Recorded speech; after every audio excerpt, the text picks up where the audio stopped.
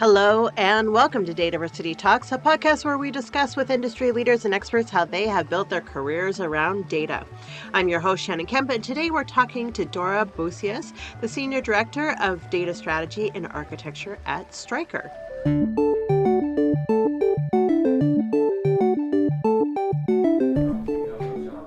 With a robust catalog of courses offered on demand and industry-leading live online sessions throughout the year, the DATAVERSITY Training Center is your launchpad for career success. Browse the complete catalog at training.dataversity.net and use code DVTalks for 20% off your purchase. Hello and welcome. My name is Shannon Kemp and I'm the Chief Digital Officer at DataVersity. And this is My Career in Data, a DataVersity Talks podcast dedicated to learning from those who have careers in data management, to understand how they got there and to be talking with people who make those careers a little bit easier. To keep up to date in the latest in data management education, go to dataversity.net/subscribe. And today, we are joined by Dora Boussias, the Senior Director of Data Strategy and Architecture at Stryker. And normally, this is where a podcast host would read a short bio of the guest, but in this podcast, your bio is what we're here to talk about. Dora, hello and welcome. Hi, Shannon. Thank you for having me. I'm so excited to be here and having this chat with you today. Well, I'm so excited you could join us today. Really appreciate it. A longtime friend of DataVersity. And we just love you, and really excited to hear more and learn more about your career path. So tell me, so you're the Senior Director of Data Strategy and Architecture at Stryker. So what does that mean and what is it you do? Okay, yeah, thank you for the question. So Stryker, just to put a little bit of perspective, it's in healthcare, it's a medical technology company. We're actually the leader in the space. So that means the company designs, manufactures, commercializes, medical devices, medical equipment. So my role is definitely very close to data strategy and architecture. I was saying it's really driving data strategy and architecture for the company at the global level. So a lot of this focuses on the governance, the MDM, the stewardship, the quality, the data information architecture of things. I'm, and set up this new function from the ground up for the company with my peer on the business side. We're co-accountable for this program. On the architecture side, it's architecture for, across domains, across commercial divisions, across regions, across different other functions. And it's the architecture for anything from the transactional side of things all the way to analytics. And it's an area that I'm really very, very passionate about. But, we're talking about data and obviously some of the technology aspects come into it. But I always, Shannon, for the longest time, I always say, and I believe this, and I live my every day like this, and I try to get my team to think the same way. I'm a business person first and foremost. So what I do is really, how do I bring the best practices around data and data management and architecture into the organization so that I can help the patients really and our customers, right, do better by helping my organization be a healthy organization, but better quality. We got almost best quality products out there, but I'm saying the products out there help the patients, what are our business strategic objectives? So really always driving with what are business objectives first and foremost. And that's why I think of myself as a business leader first. How can I do better there? And then pull in anything around data and technology that I can bring to the table. Myself, my team, the function. So how did you then come to create this role? You said you created it. And you have a business partner on the business side. So where do you sit? I sit in IT. I've actually been in IT my entire career, which is rounding it up to about 30 years, almost 28 years now. I've always sat in IT, but again, I've also, because I've had enterprise architecture roles for probably the last 17, 18, 20 years. I don't know, time goes by fast, right? I've always been in roles that have enterprise perspective and enterprise accountability. I've been doing enterprise architecture, always going the deepest in data. And so I've always felt, even though I'm in IT, it's almost like having a leg in IT and a leg in the business, especially because I'm always trying to drive with, where is this going for my business? What business goal is this going to help? How can I help progress this business objective better? How can I make this better for the customer or the patient or the organization as a business that needs to thrive, right? Not just survive. So Stryker, like so many other companies, has grown in silos. So from the data perspective of things, how do we look at things across at the enterprise level, drive the synergies, obviously with data governance and trying to get to speak the same language on many things, like, you know, what is a product, what is a customer, right? What are the different KPIs? You Right. need to bring the different silo teams together. So how do we infuse best practices in this data management world? So how do we go about doing that? Bringing that expertise in. And I've been with Stryker about 6.5 years now, wonderful company. So bringing that expertise, really just putting the case together and say, hey, here's where we can do better, better manage it. I mean, at the enterprise level, drive those synergies, get to speaking the same language, common language that can help drive operational efficiencies or can help really with new revenue streams by monetizing our data, right? I mean, everything around this, again, in my mind, typically is by managing the data in the organization. How can I help grow my top line? Because I am helping to provide a better customer experience, for example, which would attract or retain customers or bring in a new revenue stream, right?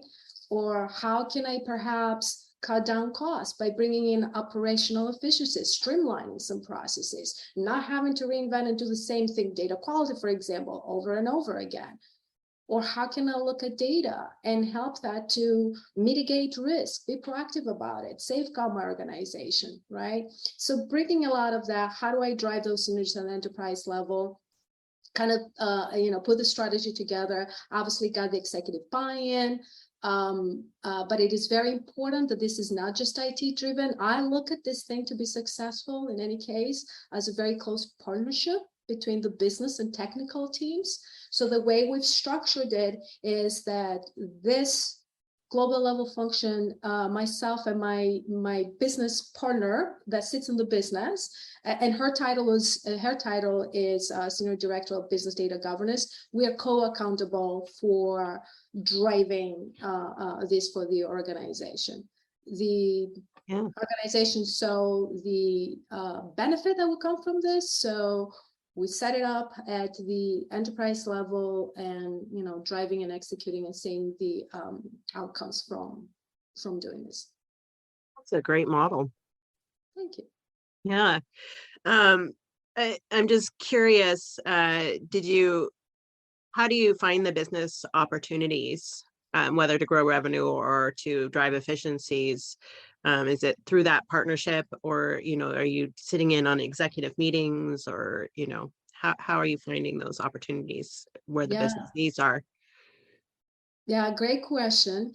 So it's really being very intentional about looking at it. So even if something in data management has to do with bringing out the right technology, that right technology it has to enable some very specific business capabilities. And those are the business capabilities that we will focus on, because it will help a very specific business problem that we're trying to solve for, or, a business objective that we have. So the opportunities are all around us. There is so much really that we can do in our organizations. And Shannon, with, like I said, almost 28, I'm typically rounding it up to almost 30 years right now, being exposed to it, a lot of different verticals, right? I've worked in finance, in insurance, a bit in retail, in healthcare, medical technology here.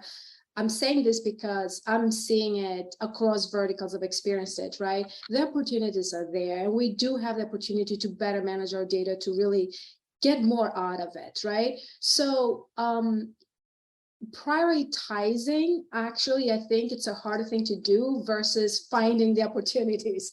There's a lot of opportunities. I think is, how do we prioritize? Right. What do we focus on? Being a very close partner with my business counterpart helps, but I always say to really successfully implement and get value out of implementing a very intentional and thoughtful data strategy, it's not one person or two people or one team, right? So we really, that partnership, really understanding, what is the business strategy? What are very specific strategic business goals?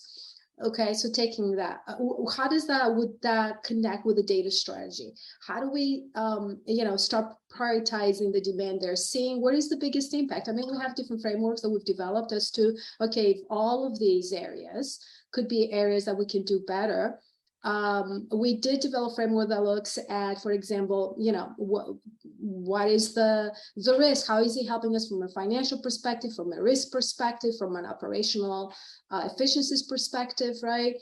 And so we apply that, but also initially we even interviewed across the organization, really trying to understand, okay, we kind of know, we think we know, but let's just put a little bit more structure on this. So we actually did interview across regions and functions and divisions and say, okay, what are your biggest problems that are related to data, especially master data? Because we started focusing, it's multi-year roadmap and a journey, but we started focusing on very specific data domains. And even within those data domains, we prioritize.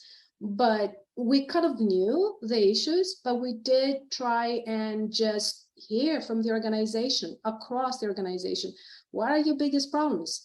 And the biggest problems in terms of what gets delayed or what it's broken, what can become even better from a business efficiency or effectiveness or opportunities. So we took all of that, we synthesized it, we looked at it, we connected it to our bigger business strategic objectives. We put a plan together, and with our executive steer call, we agreed this is what we're going to focus on. And that is important to do, actually, because then as a lot of demand comes from across this global, Stryker is a 17 plus billion dollar organization. It's a large organization, right? 46,000 people. So having a very well-known and intentional roadmap in terms also of not just the processes and the tools, but what business problems are we going to solve? What data should we focus on to solve these particular business problems? That helps us because the demand is always coming. So we're staying true to, we've done the work. We looked at all of the issues. These are the highest ones in terms of the business impact. We're staying true to that. Of course, sometimes things do come that we might need to, reassess and pivot. Can't just be locked without really taking into consideration the situation at the time. But that's typically how we do it. And it's a conversation with the business and the technology teams really too, because from there you learn a lot about, hey, there's an opportunity with the business here. That process keeps breaking, for example, because of the data quality issue. I'm making it up, but I mean, that could be I think that's a very usual thing that we see, and it's an indication of an area that, we can improve on.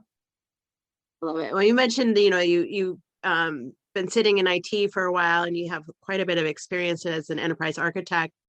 But so let's back it up then a little bit. So when you were a very young child, did you dream, I'm going to be an enterprise architect when I grow up? What was that dream? What was that original dream? Not quite. I didn't know what an enterprise architect. I didn't know anything about data. Folks may not know, I was actually born and raised in Greece. And, I was going in high school. It was actually a brand new model of a high school setup. And I pretty much had to make up my mind as a junior in the last senior year of high school, what would I focus on? And at that point, I used to love reading and writing. And I always thought, I want to go into literature. I want to be a professor of reading and writing and literature and things like that. And that's Greek, right? Because like I said, I was born and raised in Greece. But it just so happened, I also took this basic, the programming language, which I liked. And to be honest, Shannon, the decision kind of went like this. It was a very practical decision. I said, okay, at that time, there's about 40,000 people waiting to be hired. on, to be a professor. Back then, there was not too many private schools, colleges. It was mostly, state colleges in Greece. Now the situation is different. So it was really a very practical decision, saying, by the time I go through the right schooling and able to get a job like that, there'll be a lot more people waiting to be hired.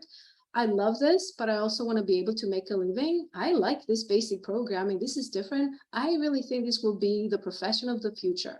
So, I made a decision at that point to focus more, take more courses like that, the last year of high school. And then after that, I made the decision to come to the United States. I have two siblings that were already here to study computers, the software side of things. It wasn't anything about data, software side of things. The schools were not as good in Greece at the time. So I came here, plus I have my siblings here. So yeah, my first degree was an associate's in data processing. That was my very first degree. Wow, that's amazing. So you say your first degree. How many degrees do you? Well, after I got the associates from this technical school in data processing, was very much computer classes. I said, this is scratching the surface.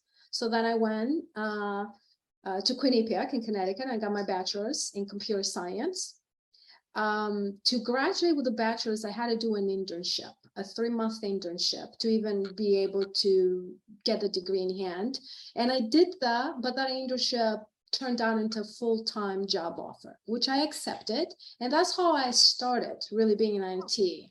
Later, I went back, a year later, I went back and I did my MBA in terms of formal academics. I never really stopped learning. I mean, to the day I die, I think I'm going to keep on learning. I'm very curious and inquisitive. I've done a couple of certifications after that, but the most formal in terms of degrees was those 3. But about that time is when I started in IT, and really I started as a mainframe COBOL programmer. I was doing COBOL and JCL and assembler and working on IMS and DB2 databases and learning about hierarchical and relational databases on the mainframe. But how I ended up with enterprise architecture, to your point, because I always want to keep on growing and learning, I actually, although I was doing mainframe and writing COBOL programming and JCL and CICS during the day, in the evenings, I would teach myself new skills. And back then in the mid-90s, I basically taught me the entire thing Microsoft Office suite, including Access, which I got Microsoft certified back then. But Access as a database, right? Back then, you had the database, you had a little bit of programming, the reporting, all of that. So that got me out of the mainframe. I got into rapid application development team, as it was called, the RAT team, did more software programming. Fast forward, the one thing that I realized, I don't know how, I don't know why, but even when I was doing mainframe, COBOL work, I realized that at the end of the day, when I was part of the COBOL team, we were producing a lot of the financials for the company, which was a retailer. So I realized we're looking at these reports. We're creating these reports, financials that were going to the CFO of the organization and other CXOs of the organization, looking at these things. So I realized, okay, this is data. We're looking at this, like our decisions are being based on this. So it's very important that this is good, because as we say, if I look at garbage in, garbage out. And being also a software programmer, I had the opportunity to actually do everything from gathering requirements to designing, to building, to training. Like even as part of the RAT team, I built a whole platform that basically was kind of like, a whole platform for the loss prevention department back then. Everything from the day-to-day to the actual deep functional capabilities to, because it was its own silo, to, the HR components of that department. So I ended up doing the whole thing. And what I realized is, okay, for this to really sustain, I have to have a really good, solid architecture. So I was really passionate about, is the data I'm looking at good? And am I building this in a way that it's not going to break, that it's going to sustain? Like, how good is the architecture? And I've always looked at somehow, okay, how solid is this? What else is impacted? What's going to break? And throughout the years, I ended up getting into enterprise architecture roles. Like I said, for the past, I don't know, close to 20 years now, I've been in EA type of functions, which is important because I've always been driving with that enterprise mindset, be it data, be it technology, be it business processes and capabilities. What I'm doing here, who else will be impacted downstream, upstream? How do I design this to be a very solid foundation that as new demands come, can flex, can scale, and know, by the way, what I'm looking at, what runs through those pipes, that data, again, garbage in, garbage out. So how do I make sure that it's really good data? And having worked for a financial services company when the crisis happened, we had to figure out everything. That's when I got deeper into the whole MDM and data governance and data and information architecture, data quality aspects of it. So a couple of things here.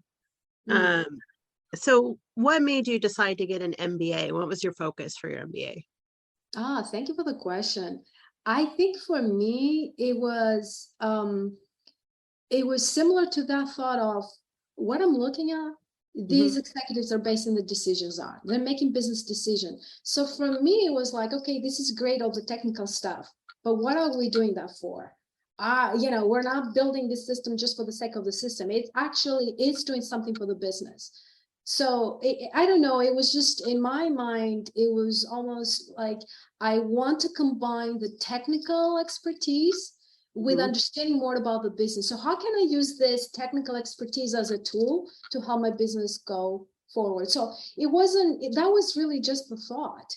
I don't recall like a particular thing that triggered it other than just that thought. We're doing this. These executives are looking, even as simple as these financial reports, making decisions. So there's a business usage for this. How can I learn more about the business of running a better business? So that's what really triggered me to go more into get an MBA versus a master in computer science, for example. And it's something that I continue to drive with. This is why even when we started, I said, I think of myself as a business leader first and foremost, even though I sit in technology and IT. And little secret here, when people say, business and IT, and I say it sometimes too, but it's like IT is part of the business. I'm of that school of thought, right? And interestingly, I say this even to my team when we're talking about what do we focus on. I always say, okay, what are the technical skills? What is the functional and business acumen side of things? What can we get better there? And oh, by the way, also communication. We can't forget about communication and leadership behaviors. To me, those are the three buckets that I always, from myself, but my team, the people that I work with or I mentor, I always look at this at what is the technical skills, if this is the area, what is the functional business acumen side of things that we want to focus and develop on, and then even though we're technical IT or data people, the communication and working with people and the leadership of behaviors are important too. I absolutely agree. And very interesting. I love that path and mindset. I think it's one of, as you mentioned, curiosity, finding a trend here, and just natural desire to keep learning, which is, very impressive. Visit dataversity.net and expand your knowledge with thousands of articles and blogs written by industry experts, plus free live and on-demand webinars covering the complete data management spectrum. While you're there, subscribe to the weekly newsletter so you'll never miss a beat. So having been in data for so long, then having it been a huge focus of your career, what is your definition of data? What an interesting question. And I forgot to say, by the way, I spoke about software programming, but I did go deeper in data. So I've done data engineering, data modeling, databases. I was a DBA, I was a data modeler, I was a data developer, all of that stuff. What is my definition of data? I haven't even thought about it, but for me, So for me is how do I look at this thing that we call data, the bits and the bytes? How do I put it in context to help me really decide what should I focus on next, right? It's an interpretation of things and what they are, but and I go between data, not to get too technical here, and I know not everybody possibly thinks of it that way, right? But data and information, right? So for me, data, it's the very, how do we represent what things are? But then I tend to think of it putting in a business context, and that's when I start speaking about information and information architecture rather than data architecture, data management, right? So I don't know, I haven't really thought about it interestingly enough, but that's how I think of it. It's the representation of what things are and what they mean, and how can that help me help inform or drive my decision for the next thing to do. I like it. And so do you see the importance of data management and the number of jobs working with data increasing or decreasing over the next 10 years, and why? I think that we're at a point where the jobs will probably increase, and it probably a little bit different too, because with machine learning and AI is doing more and more with it in terms of processing a lot of different data. There may have been jobs that people were doing that now AI will pick up, but I think there will be a more need for people that can really not only work with data, the technical side of things, but can also communicate with folks that are not data folks or technical folks what is important to do what we do in the data management world, and what does this mean? How does that help the business go ahead? So I think we're going to see a lot more of those roles as well. You know, almost like translators, you know, business data translators, if you will, right? That just puts it into context, in addition to the more technical roles, right? But you know, with AI and machine learning taking off even more and processing not only large amounts of data, but just doing things and automating things that people had to do before, we may see a little bit less of those types of roles and more of the types of roles that just need to bring a little bit more of that context and that human side of things, where we're looking at something, we understand it, and we translate and communicate what it means and how we're using it. But I certainly think that this is a field that will continue be very, very relevant, very current, and very critical to the health of our businesses and really our everyday life, because everything we do, right? I mean, I typically think and say that data is the lifeblood of the organization, but if you think about it, even in our personal lives, we can't do anything without the data that we're looking at on our phones, so that we hear from other people. I mean, it's all around us. It's part of life. Yes, absolutely.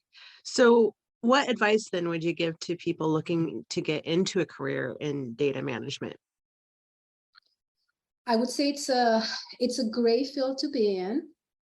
The advice that I would give is there's a lot of different areas that you could focus on. So figure out what it is that you like, focus on that, and get really good at it. I always believe in knowing your craft.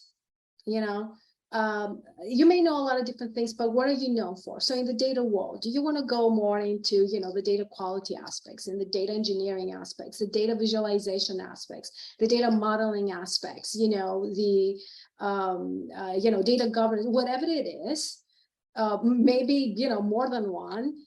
I would say get really good at that, know your craft. But in addition to that, please be intentional about understanding the business you're in and how you can use those technical skills and that data to help progress the business. And oh, by the way, we cannot really do that successfully without getting really good at communicating about it.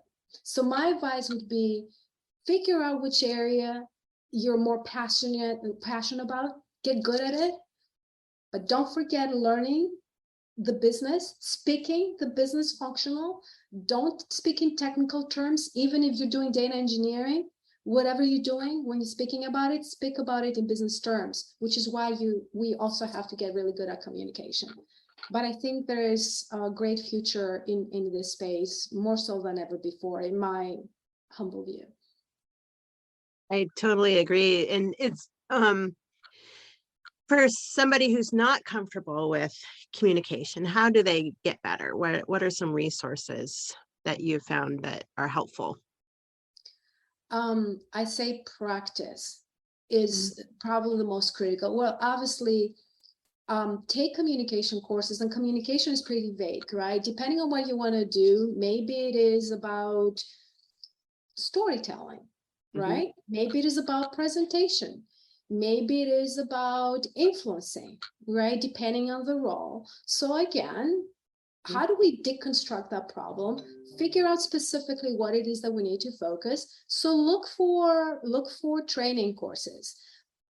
That's one thing. But then in my mind, the best results come from combining the learning, the academic, or just learning the theory with the practice. So then experience it as much as you can, practice it as much as you can. So that could mean that, find groups that you can be part of, that you put yourself into those uncomfortable situations so that you can start practicing those communication skills that you want to get better at.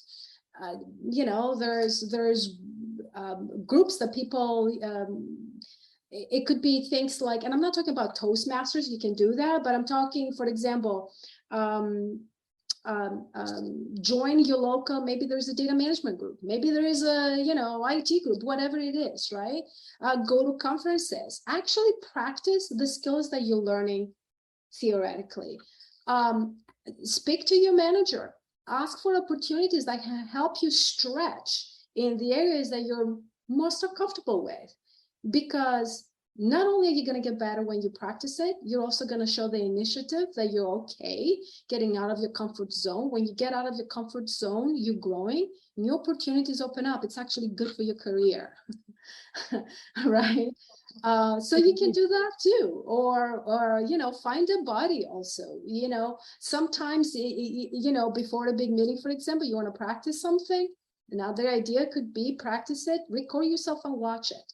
And this is something that I learned from. I was part of a leadership training program once, a week-long leadership program that I did with G Crotonville in New York, for those that know about this. And one of the biggest takeaways for me as part of this leadership program was an exercise that I had us do where they recorded us. And then we watched the recording. Now, it was something around communication, and I was trying my best to get better, specific things I was working on. And then when I watched the recording back and watched myself through the exercise, I could see, oh, wow, how it is in my head. It's not how it comes across. So from there, I think a good tool is for those things that we want to try, practice it, try it. But then, for something big like that, I do it sometimes. I practice it, I record myself, then I watch it, and then I try it again, and I try it again, because it's different when you observe it from outside, if you will, versus in our own head. We don't always pick up on all things. Very, very good advice. And just to kind of summarize, so find your passion, hone that passion to a skill that you're very good at, and then step a little bit out of your comfort zone and get a little uncomfortable and learn something new and learn that soft skill of communication. If that's not something that comes naturally. Yeah. But yeah. Sharon, I would also say, even if we are good at communication, I always believe in there's always room to get better. So even if you think you're good at it, I would say keep on trying to get better, because every situation is so dynamic with communication. Every person that we speak with, every instance that we speak with that person, depending on the situation, there's always a lot of variability there. And I would say, underlying all of that, be very intentional and thoughtful about it.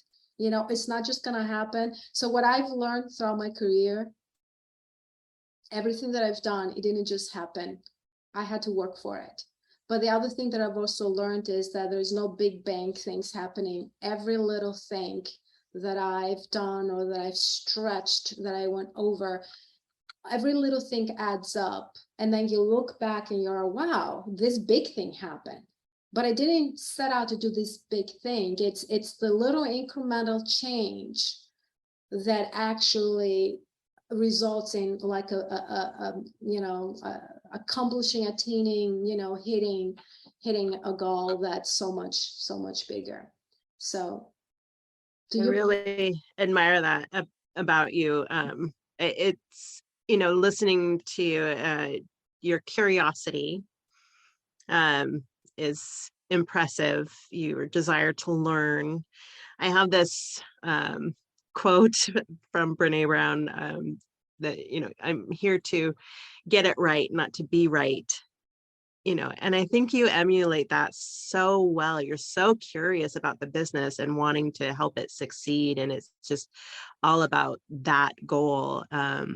And through that, you've helped yourself and become really successful in what you do. It's really impressive. Thank you, Shannon. I love that quote, by the way. I love that quote. I think curiosity, being inquisitive, asking questions, curious questions. I think no one knows everything. I think I can keep on learning, right? So I'm very intentional about being curious. I would say being consistent and resilient, like things don't happen overnight. And I think even with the younger generations, I'm looking, my kids, for example, they're in 20s. And I know I'm like, generalizing right now, but I think there's some truth to it with the younger generations. We're more about instant gratification, right? So there is a lot of value to really just kind of go through the process. Like I said, it doesn't happen overnight, but you got to keep consistent.